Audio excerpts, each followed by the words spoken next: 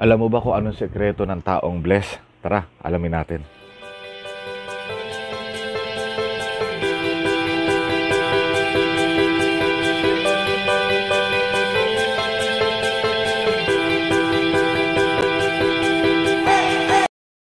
Basically, pag sinabing blessed, ang ibig sabihin po niyan ay happiness, no? O yung pagiging masaya.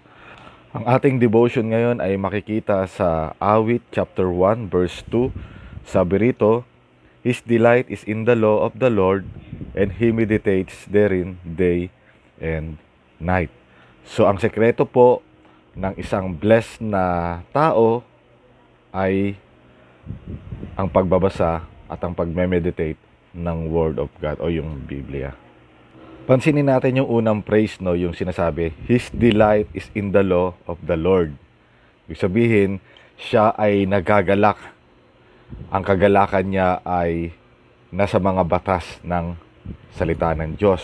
O yung kagalakan ng isang tao ay nasa Biblia. Yung sumunod na phrase naman, sabi rito, and He meditates therein day and night. So dahil meron siyang kagalakan sa Word of God, ang ginagawa po niya ay minemeditate niya ito araw at gabi. Pag sinabing meditates, ito po yung parang hinihimay-himay at sinusubukang alamin kung paano ito i-apply sa ating buhay. Gayon din naman, tinuturo sa atin ngayon, kung nais nating maging blessed sa harapan ng Panginoon, tayo daw po ay magkaroon ng kagalakan sa pagme-meditate ng Word of God, which is yung Bible, kagalakan sa pagbabasa nito, kagalakan na alamin kung ano yung mga kalooban ng Panginoon at kung paano natin to i-apply sa buhay natin ngayon.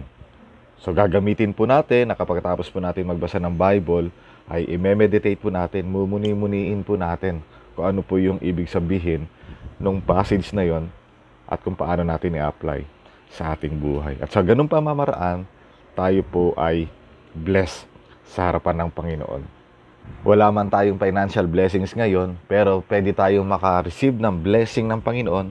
Tayo ay blessed kapag tayo po ay nagbabasa at nagme-meditate ng Word of God.